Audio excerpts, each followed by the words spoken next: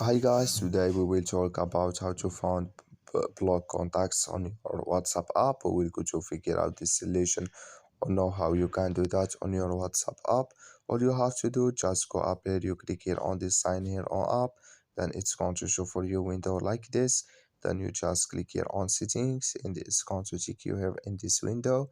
And all you have to do now, just click here on privacy, then it's going to take you here in this window and you just go down and you come here to blockade accounts.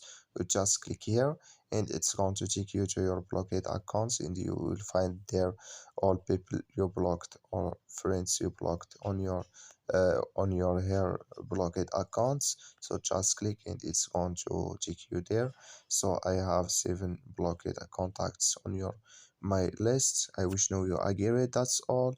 So just follow this ways and it's going to work with you. Thank you for watching. Don't forget to support us by liking, subscribe.